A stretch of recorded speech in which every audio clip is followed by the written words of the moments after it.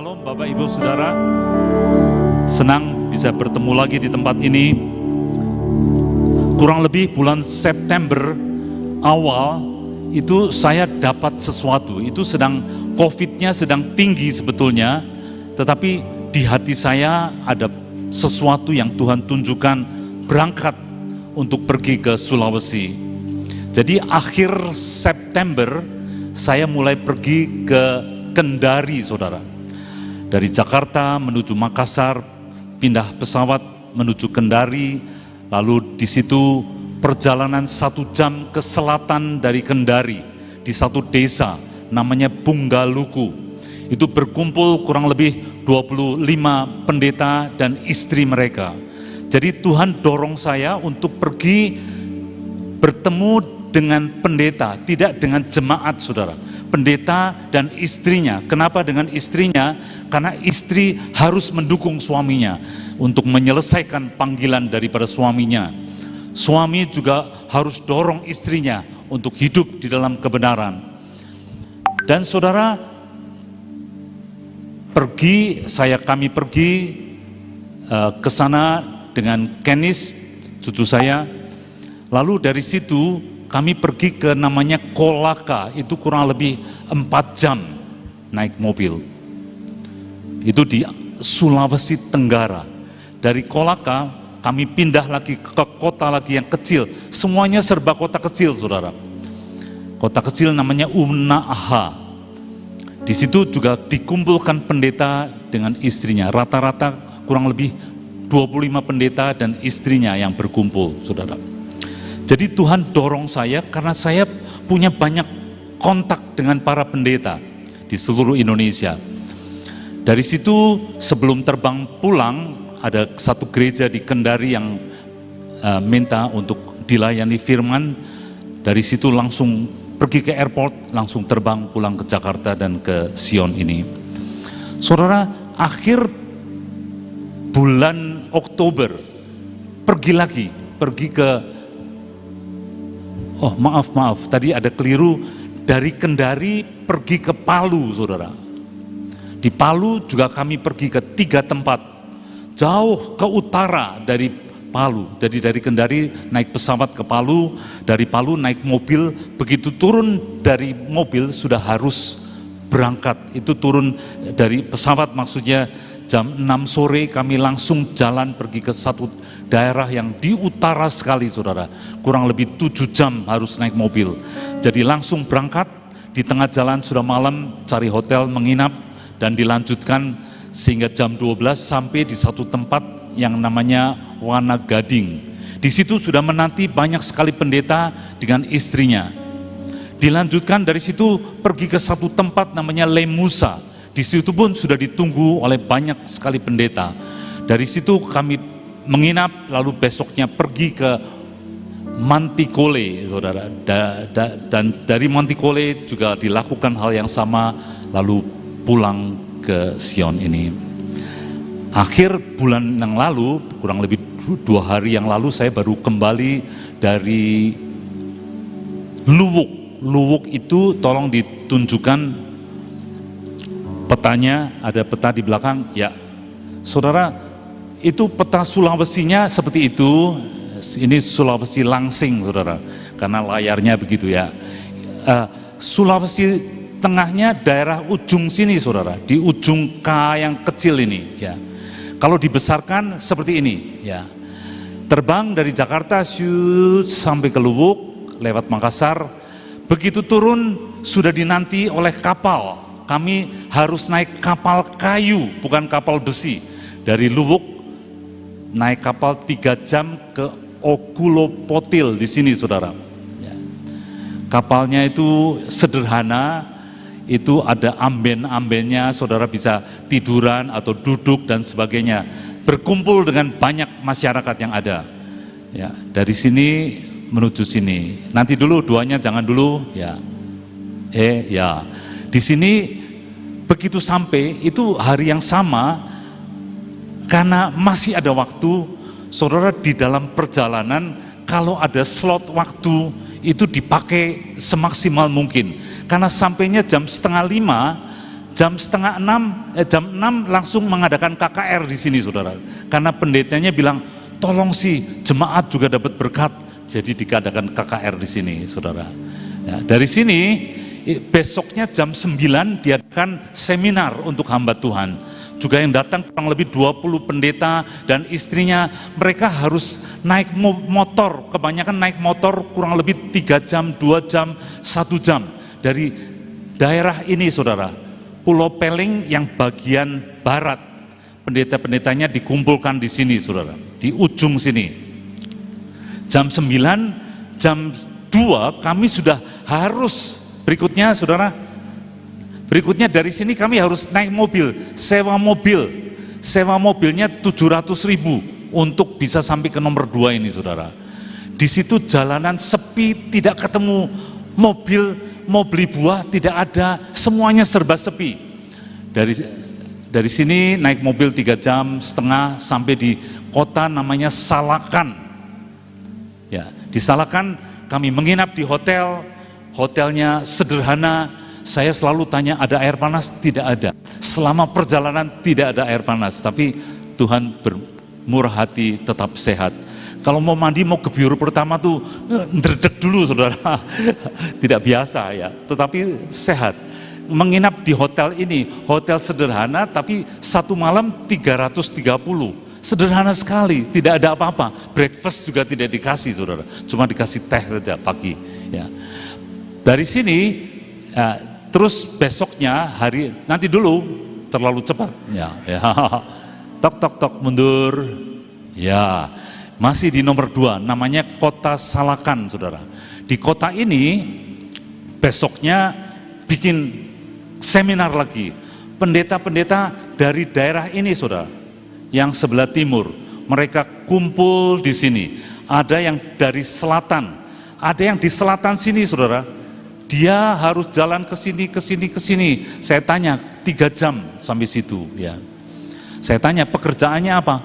Saya hamba Tuhan, tapi untuk tambahan saya cari ikan. Karena di sekeliling ini ikan tuh banyak sekali, saudara. Cari ikan, dia bilang. Ya. Saudara, di sini jam 9 mengadakan seminar, kumpul semua di tempat ini. Lalu siangnya, begitu selesai kurang lebih jam 2, jam setengah tiga, oleh pendeta yang di sini, kami diantar pergi ke pelabuhan. Cuma dekat sekali. Di situ sudah menanti kapal untuk pergi ke Luwuk lagi. Ayo, tok. Ya, nah ketiga di sini, saudara. Di sini sampai di situ jam 7 malam. Jadi dalam waktu 2 hari sudah mengerjakan di sini dan ini hari Rabu, Selasa, Rabu malam mulai menginap di Luwuk. Selama hari Rabu sampai hari Minggu kami menginap di hotel di Luwuk. Harry ikut saya, Kenis juga ikut. Pemandangan dari hotel bagus sekali. Ya, di sini kami besoknya langsung ada seminar di gereja di Luwuk di sini, ya saudara. Jam 9 ada seminar pendeta-pendeta yang daerah sini, ujung sini, saudara. Ya, ujung sini itu berkumpul di sini. Kenapa hanya ujung sini? Karena ada di daerah sini mereka ada pengucapan syukur siangnya itu. Jadi mereka tidak bisa datang ke sini. Nah, begitu ini selesai, jam 3 hari yang sama, 9 diadakan seminar di sini. Ini baterainya habis nih. Lalu jam 3 kami harus naik mobil 1 jam lebih ke tempat ini, saudara. Di sini nih, ya 1 jam. Bikin seminar lagi untuk daerah pendeta-pendeta daerah ini yang ini boleh diganti baterainya. Saudara, mengumpulkan di situ kurang lebih ada antara 12 pendeta, 11 pendeta kumpul di situ. Jadi seperti kitiran, saudara, muter sana muter sini terus. Malamnya pulang ke nomor 3 ini. Malamnya pulang ke Luwuk lagi. Besok paginya, pagi-pagi kami sudah jalan jam 6 kurang sedikit, harus sudah berangkat ke nomor 5. Ayo, tok tok tok, ya itu bukan dari 4, tapi sebetulnya dari 4 kita nginep dulu 3, pergi jam 6 kurang, kami harus sudah berangkat ke nomor 5, saudara. Di situ kurang lebih ada 28 pendeta dan istrinya yang berkumpul di situ. Itu daerahnya ada yang 3,5 jam dari ujung selatan, dia juga datang ke situ, saudara. Siangnya, ini saya cuma cerita dengan cepat, siangnya kembali lagi ke Luwuk. Besoknya pagi-pagi 5:30, itu hari Sabtu, sudah harus pergi lagi dari Luwuk, dari nomor 3 itu pergi ke Pagimana. Tok tok tok. Ya, itu sebetulnya nginep di 3, dari 3 ke 6, itu cuma memudahkan saja. Di 6 itu ada kota kecil namanya Pagimana, itu gerejanya sedang direnovasi, jadi dia bilang, ayo kita pergi ke gunung saja. Jadi pendeta-pendeta dari daerah gunung sebelah kiri atas sana, mereka dikumpulkan di titik 6, saudara. Nah itu perjalanan besoknya pagi-pagi juga dimanfaatkan lagi untuk khotbah di gereja yang di Luwuk, saudara. Habis khotbah selesai langsung pergi ke airport, karena 1 jam lagi pesawat akan terbang.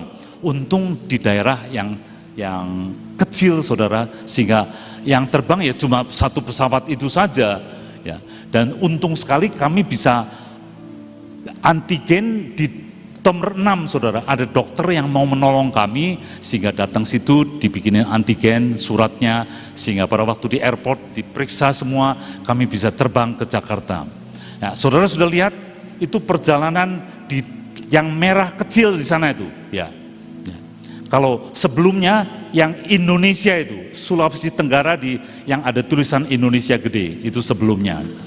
Baik saudara, saya ingin ditayangkan sebentar video bagaimana pelayanan kemarin, hanya 2 menit saudara, tidak lama, saudara perhatikan dan berdoa, Tuhan mungkin bicara sesuatu.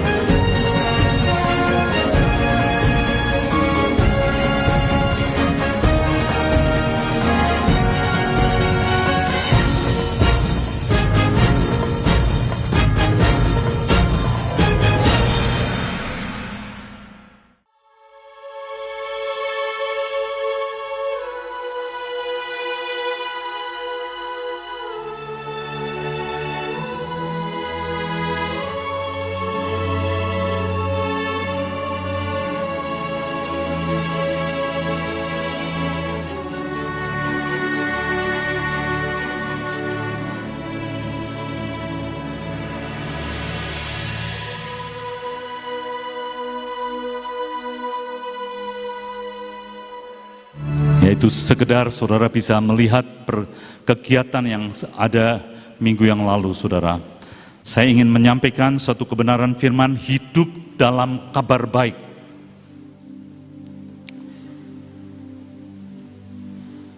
Bisa ditayangkan? Ya, kalau hidup di dalam kabar baik itu grafiknya akan naik terus, saudara. Karena kabar baik itu mengangkat orang.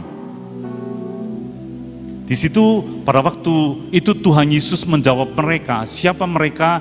Adalah 2 utusan dari Yohanes Pembaptis. Dia berkata, Yohanes Pembaptis bilang sama kedua muridnya, pergi ke Yesus. Tanyain dia Mesias sungguhan atau mainan. Sepertinya dia bertanya begitu. Apakah saya masih menunggu Mesias yang lain? Pada waktu ketemu Tuhan Yesus, pergilah dan katakan kepada Yohanes, apa yang kamu lihat dan kamu dengar.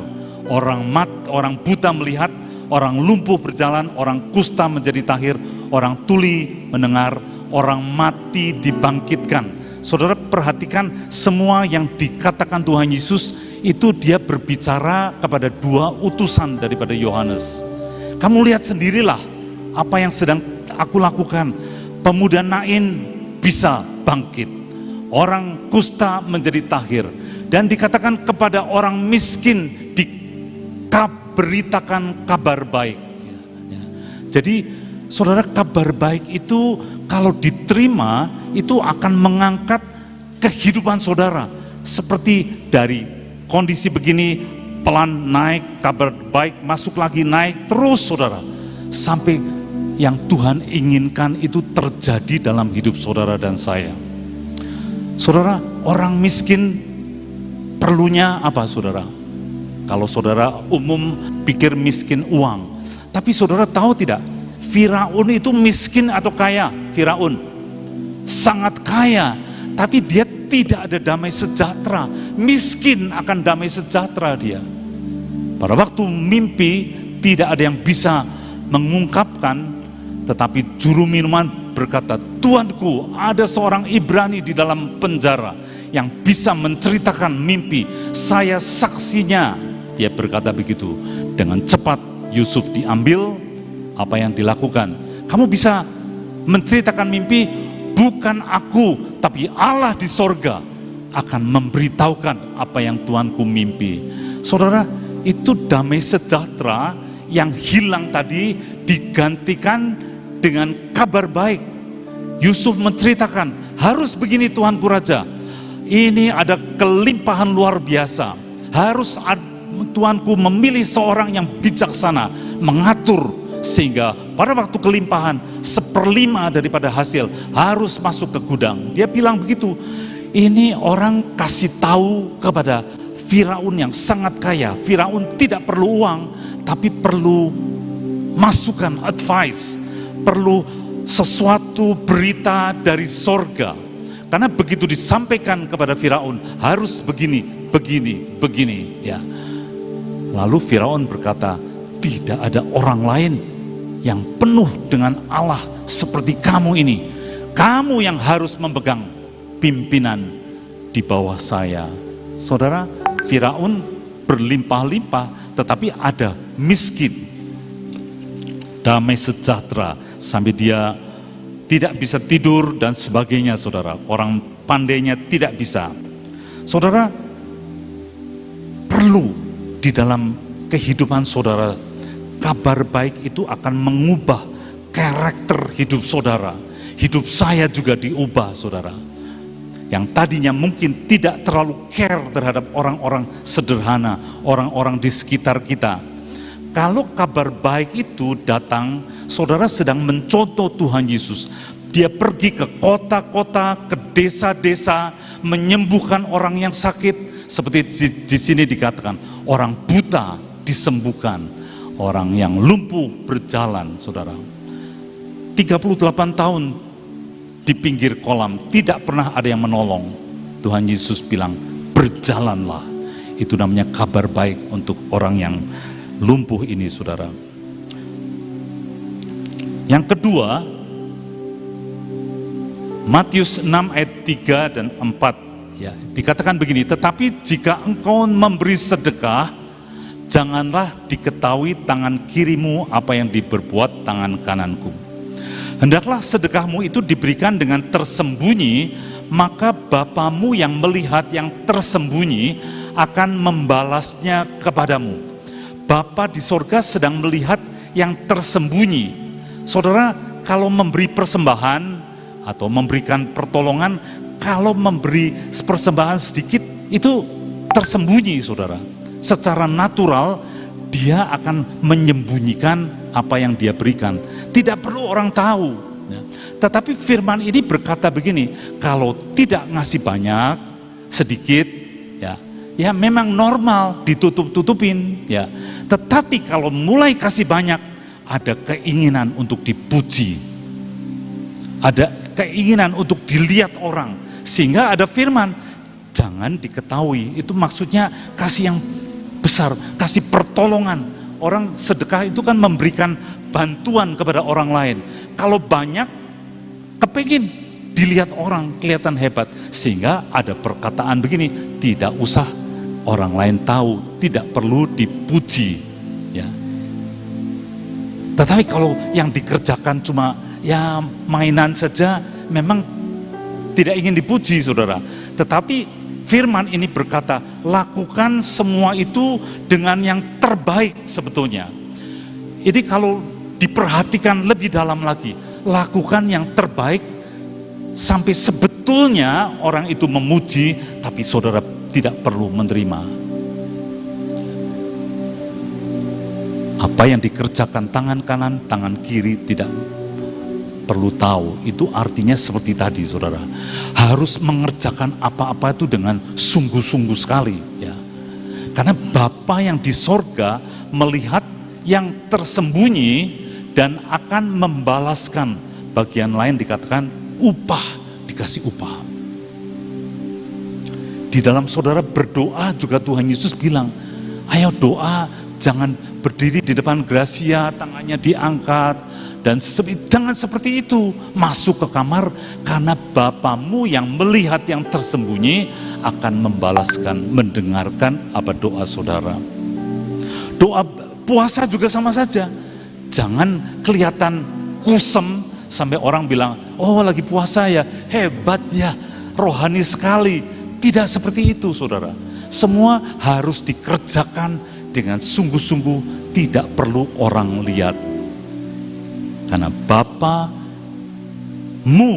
Bapa saudara dan saya, yang melihat, dia memperhatikan, matanya menjelajah seluruh muka bumi untuk melimpahkan kekuatan bagi mereka yang bersungguh-sungguh kepada Dia. Jadi Tuhan bilang begini, sebetulnya Tuhan sedang rindu mengangkat hidup saudara, memperlengkapi saudara dalam bentuk apapun untuk bekerja, melayani Tuhan sungguh-sungguh ya. Saya mau ulangi lagi, karena saya pun mendapatkan setelah merenungkan, kalau mengerjakan kecil tidak ada dampaknya, memang tidak perlu orang lain lihat, itu otomatis saudara. Tetapi begitu saudara mengerjakan perkara yang besar, ini ego yang ada di sini mulai muncul, kepengin orang lain lihat. Tidak usah seperti itu. Tuhan Yesus berkata, tangan kiri, tidak perlu diketahui tangan kiri, orang lain tidak perlu tahu ya. Tetapi Bapamu yang di sorga itu yang melihat yang tersembunyi. Yang ketiga, saudara, dari Mazmur 107, disampaikannya firman-Nya dan disembuhkannya mereka, diluputkannya mereka dari liang kubur ya. Kalau ada firman disampaikan, saudara terima firman itu, saudara sedang dibawa naik sebetulnya pada waktu saudara sepakat bilang, ya Tuhan, aku mau ini terjadi dalam hidupku. Cuma pada waktu saudara sepakat, ada sesuatu yang harus dilepaskan, saudara. Ada penyangkalan diri ya. Kalau firman berkata begini, saudara bilang, aku percaya Tuhan, dan aku akan melakukannya. Disampaikannya firman, pada waktu saudara taat kepada firman tadi, disembuhkannya mereka. Bukan cuma sakit penyakit saja,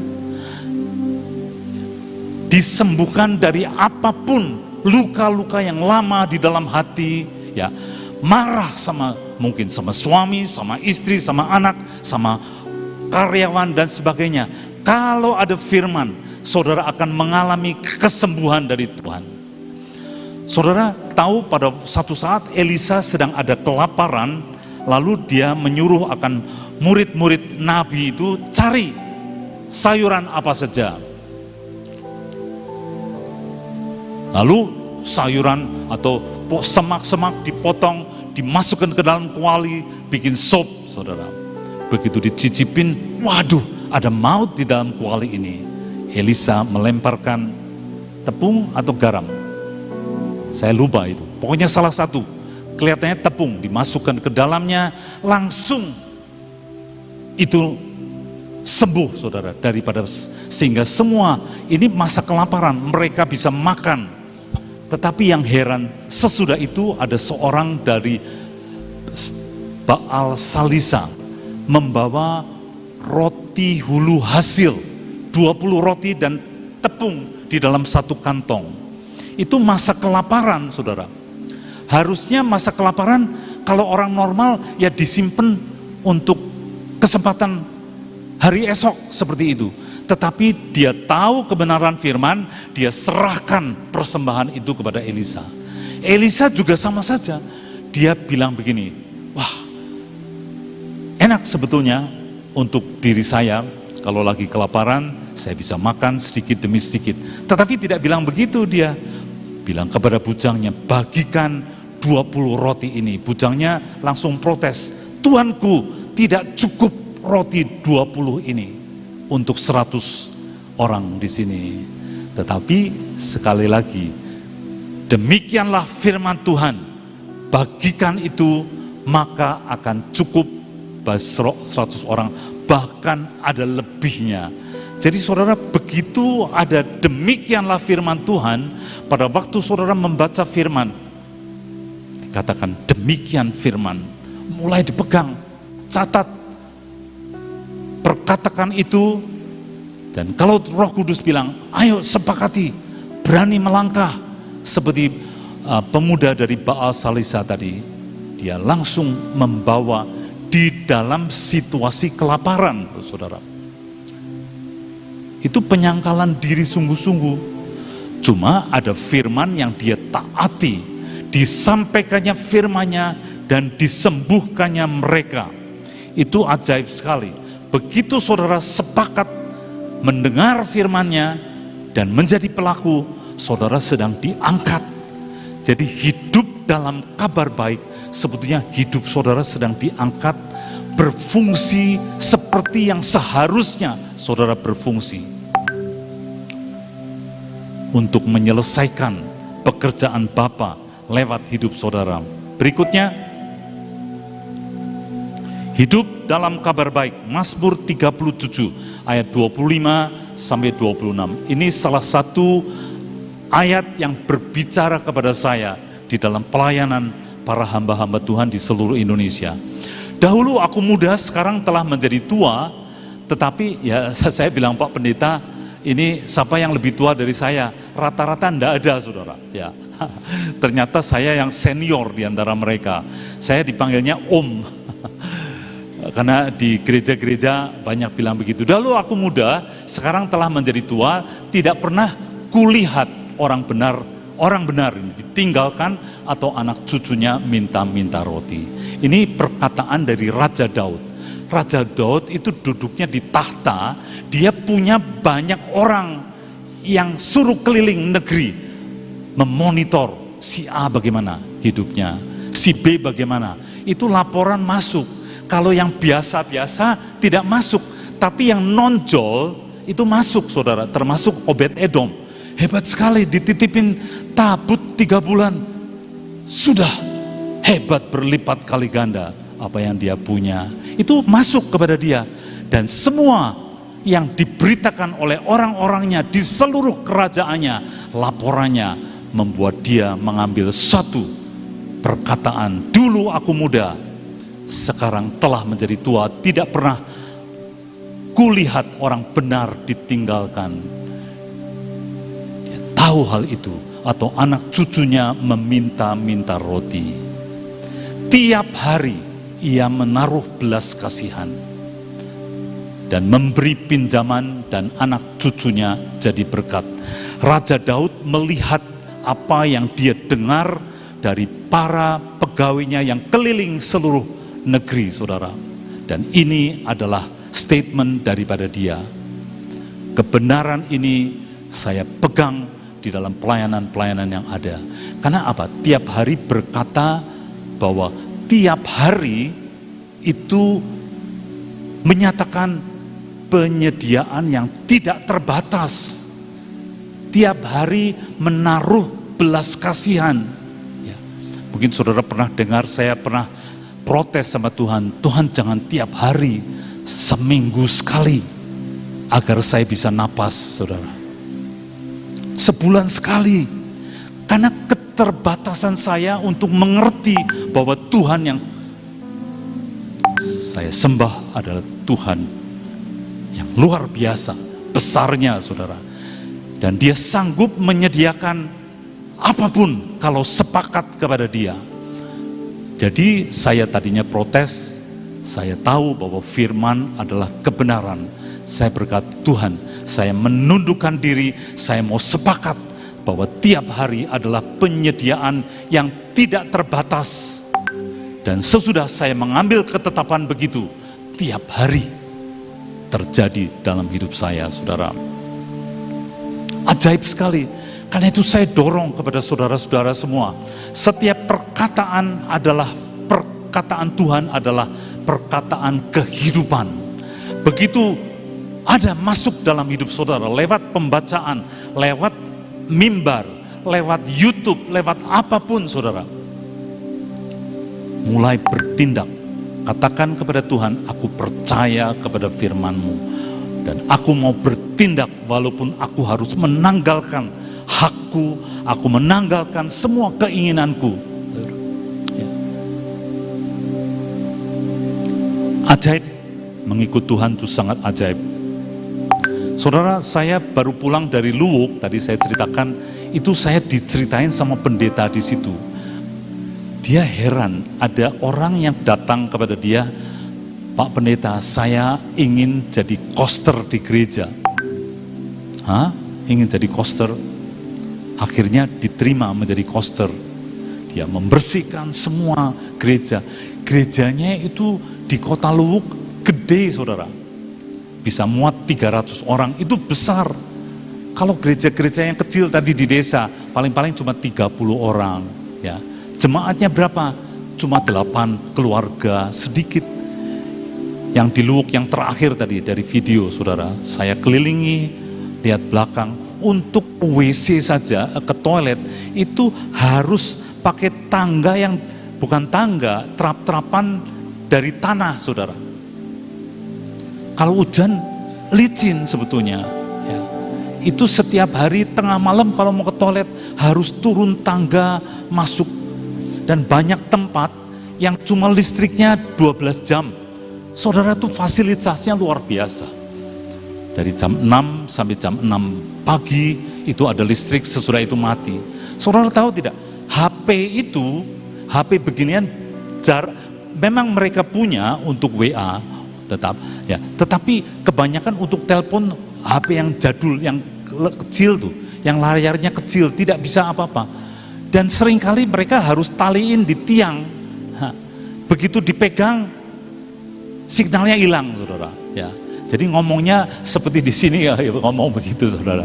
Ya, lucu sekali. Dan tempatnya itu tertentu. Saya menginap di yang pertama itu, nginap di rumahnya Pak Pendeta. Ya. Dia berkata, kalau Bapak mau terima WA harus di meja ini, Pak, di sini. Nah, di lain-lain tidak ada signal, di situ nanti WA-nya masuk, Pak. Gitu. Hebat sekali, saudara. Ya, itu daerah. Nah, saya mau cerita tadi bahwa pendeta di Luwuk itu didatangi orang, itu sebetulnya adik dari pembicara besar di YouTube, saudara. Saudara pasti tahu kalau saya ngomong namanya. Datang ke situ, dia bilang mau jadi koster. 2 tahun lebih dia menjadi koster di gereja. Membersihkan, mimbar dibersihkan, organ dilapi, WC dikosek dan sebagainya. Dikasih uang, tidak usah Pak Pendeta. Dikasih uang beli sabun, tidak usah Pak, saya ada. Ada tidak? Orang mengabdi seperti itu 2 tahun lebih dia lakukan, saudara. Saya tidak tahu juga uang dari mana, dikasih persembahan kasih juga tidak usah, sabun beli sendiri, lap beli sendiri selama 2 tahun lebih. Itu betul-betul pengabdian, ya.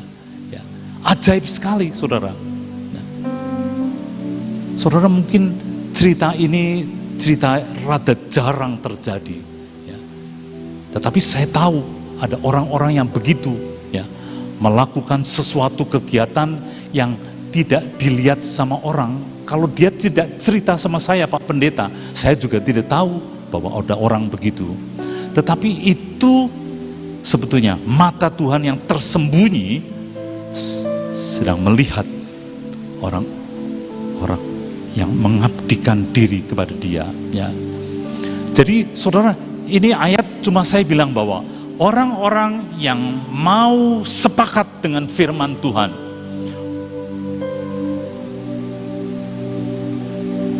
maka akan terjadi tiap hari penyediaan untuk bisa berbelas kasihan itu tersedia untuk Bapak, Ibu dan Saudara dan anak cucunya jadi berkat. Selanjutnya,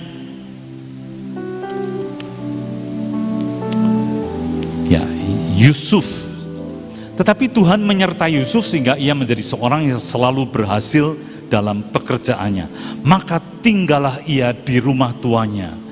Ini menggambarkan dia tinggal di rumahnya. Pada waktu dia dijual sebagai budak belian, dia tinggal di gubuk di luar rumah, saudara. Perjalanan dari luar rumah di gubuk sampai kamarnya ada di dalam rumah dari Potifar. Itu satu perjalanan yang tidak diceritakan di Alkitab. Cuma berkata, Yusuf Tuhan menyertai sehingga ia menjadi orang yang selalu berhasil dalam pekerjaannya. Itu yang membawa dia dari gubuk di luar rumah masuk dalam rumah daripada tuannya. Saben hari ketemu dengan tuannya, saudara. Apa yang tuannya lakukan, dia catat, dia perhatikan. Saya perhatikan begini, saudara. Yusuf itu tahu 2, 3, 4 step di depan. Potifar mau melakukan apa saja, dia persiapkan diri untuk menyediakan, ya. Apa saja dia sudah persiapkan. Itu sebabnya dia tinggal di rumah tuannya. Dia tidak usah repot-repot. Apapun sampaikan kepada Yusuf, semua beres. Itu perlu pengorbanan yang luar biasa. Fokus terhadap pekerjaan. Saudara-saudara, kalau mau dipakai oleh Tuhan juga harus begitu. Apalagi anak muda, jangan buang waktu dengan macam-macam, ya. Tapi fokus. Dia umur 17 masuk sebagai budak belian rumah Potifar. Bahasa tidak tahu, tapi dia dari gubuk di luar bisa satu rumah, mungkin kamarnya sebelahan dengan Nyonya Potifar juga, dengan Pak Potifar. Itu perjalanan bukan yang mudah, ya. Dia mengerti apa yang akan dikerjakan, step-step yang di depan daripada Potifar, dan dia menyediakan semua. Mungkin tidurnya sampai jam 3 malam, ya. Mempelajari semua, ya. Memperhatikan. Tidak ada yang terlambat untuk yang sudah lanjut usia untuk bergerak. Persiapkan dirimu, ini adalah waktu-waktu akhir. Ya, hebat sekali, ya. Hidup dalam kabar baik. Yusuf tidak ada kemarahan kepada Nyonya Potifar pada waktu dia menjadi raja muda. Tidak ada kemarahan pada waktu dia ada di dalam penjara, difitnah, saudara. Kalau ada kemarahan, dia tidak bisa menjadi orang nomor 2 di penjara. Hatinya bersih, urusan Nyonya Potifar receh. Tahu receh, saudara? Bukan yang utama. Dibuang semua yang receh-receh, saudara. Fokus di dalam apa yang Tuhan sudah tunjukkan, bahwa ayah, ibu, dan saudara-saudaranya sujud kepadanya.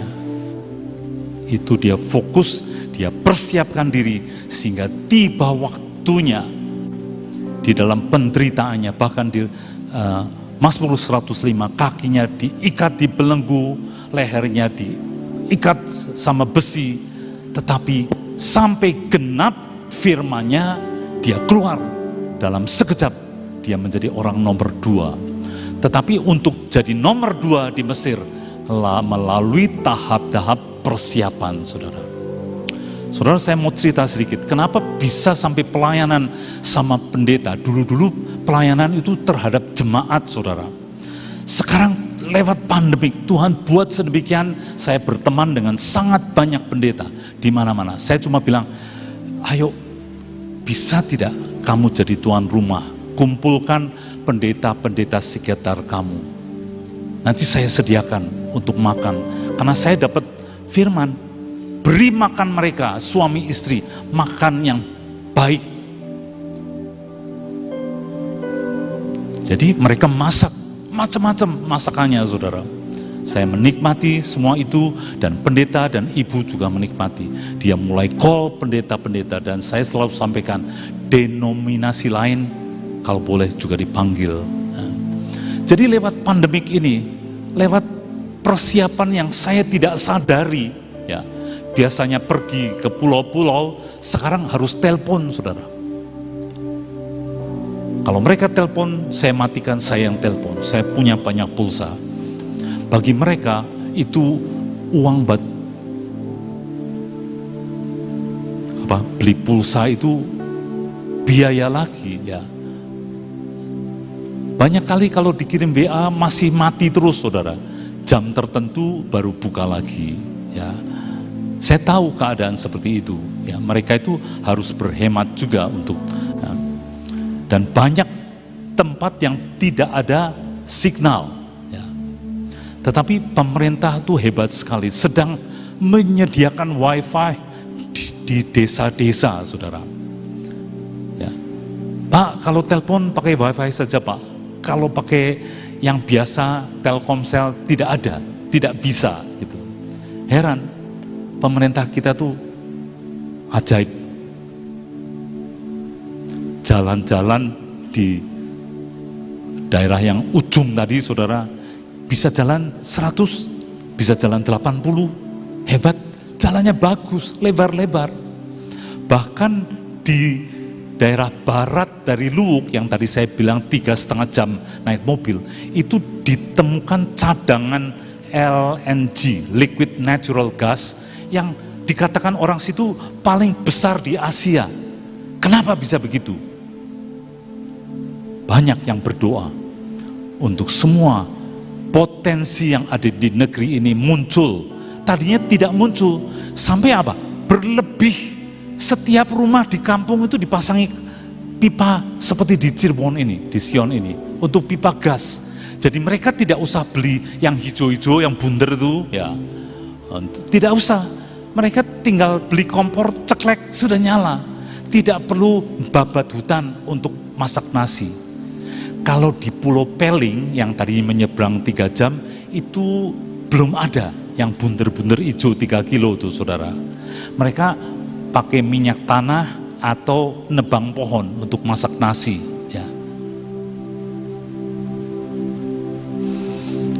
Ya, jadi saya melihat kemurahan Tuhan. Indonesia itu di tempat yang terpencil, itu kalau sudah masuk ke tempat yang tadi sebelah barat, itu mentok, jalannya juga mentok. Tidak bisa pergi ke tempat yang lain Sulawesi. Mau ke lahan harus mundur dulu, muter begini, saudara. Ya, karena apa? Di situ hutan terakhirnya. Ya. Tapi Tuhan bermurah di tempat seperti ini ditemukan itu Pertamina atau perusahaan lain banyak yang punya sumur-sumur di situ. Ya, lalu disalurkan dengan pipa yang besar sampai ke laut. Itu kapal-kapal yang ada tangki bulat, bukan tangki panjang. Itu tangki LNG. Itu dipompa LNG masuk ke situ, saudara. Jadi saya melihat ajaib sekali. Ya. Persiapkan diri saudara untuk bisa ambil bagian seperti Yusuf. Dia tidak tahu kapan, tetapi dia pakai dari umur 17 sampai umur 30 itu persiapan.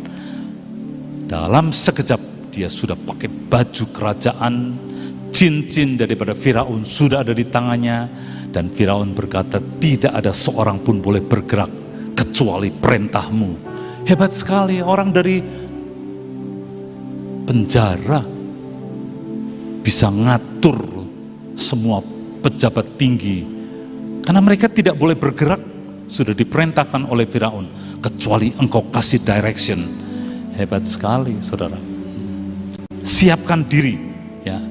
Saya pun tidak tahu kalau persiapan bertemu dengan kontak dengan pendeta-pendeta akhirnya bisa sampai bikin seminar. Saya tadinya malu, saya mau seminar sama mereka. Itu mereka yang bilang, Pak, maksudnya kumpulin kami ini untuk menyampaikan firman ya? Seminar saja ya Pak? Ya wes, seminar. Sepertinya gaya sekali. Tidak maksud saya begitu.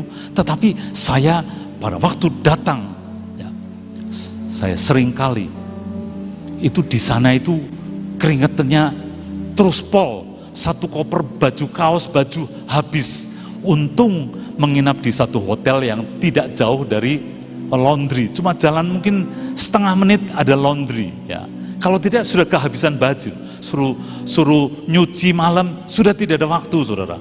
Malam datang jam 9, jam 10 sudah capek sekali tidur. Pagi-pagi jam 6 sudah berangkat lagi. Amin. Ya. Saudara, dilanjutkan hidup dalam kabar baik. Sedikit lagi, saudara.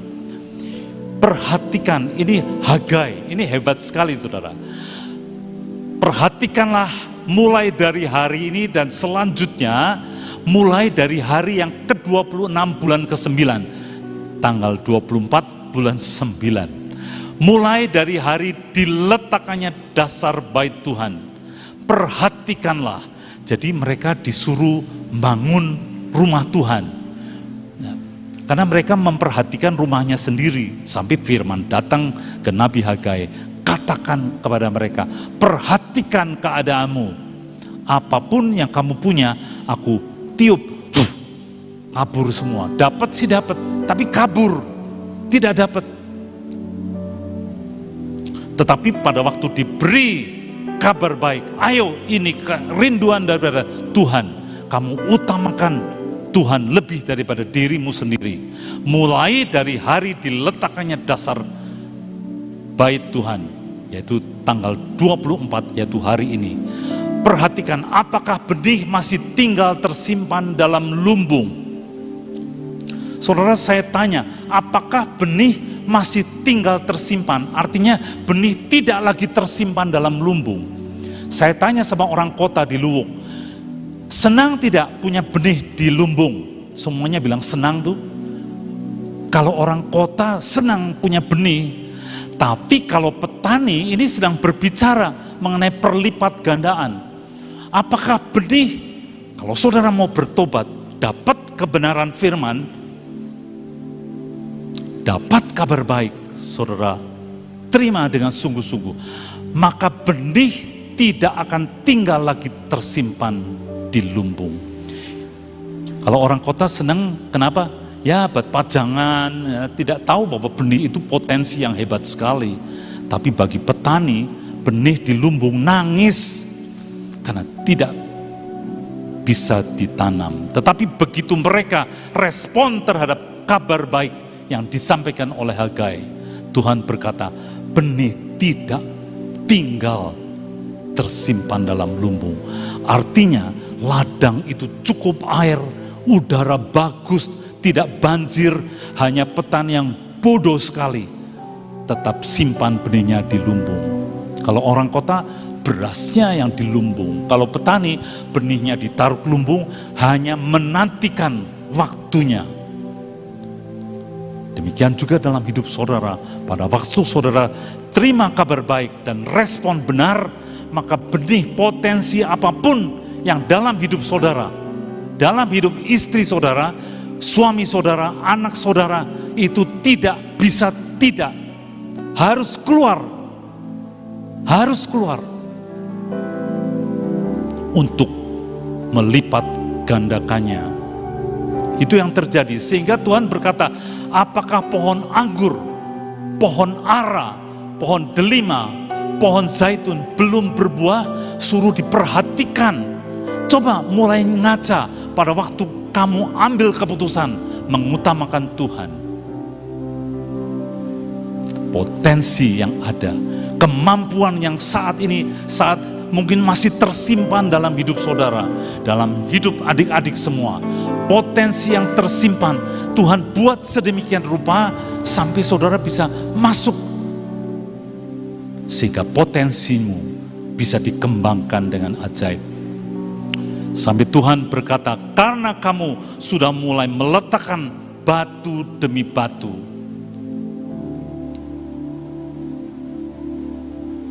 maka aku mulai dari hari ini, aku akan memberi berkat. Itu perkataan Tuhan. Saya ajak saudara berdiri, katakan yang terakhir, mulai dari hari ini, bagi mereka saja yang mengambil keputusan untuk mengutamakan Tuhan, potensi yang ada dari sekarang dikerjakan seperti Yusuf. Lakukan persiapan walaupun tidak tahu nantinya seperti apa. Saya lakukan, dari dulu saya melakukan, saya tidak tahu. Tapi saya bisa meninggalkan pabrik, ada orang-orang yang bekerja, termasuk Chris tadi, ada di sini juga, melayani di pabrik juga. Ada orang-orang yang melakukan, saya bisa tinggalkan. Katakan, bagi mereka yang sungguh-sungguh mau mengutamakan Tuhan dalam hidup. Ini firman Tuhan, mulai dari hari ini. Katakan sama-sama, 1, 2, 3. Mulai dari hari ini, aku akan memberi berkat. Katakan yang lebih keras, keluar dari hati.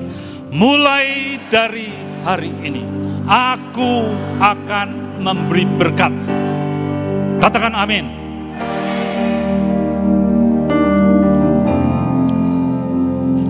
Aba berdoa, biar semua kemuliaan kembali kepada Tuhan. Engkau sendiri sudah menyatakan bagi kami semua yang mau mengutamakan Engkau Tuhan, lebih daripada yang lain. Hidup kami akan diangkat oleh Engkau, terus diangkat masuk di dalam ketepatan yang Engkau punya dalam hidup kami. Terima kasih Tuhan. Dalam nama Tuhan Yesus, meteraikan firman ini. Amin. Saya undang Heri untuk bersaksi, menyampaikan apa yang Tuhan taruh dalam hati Heri.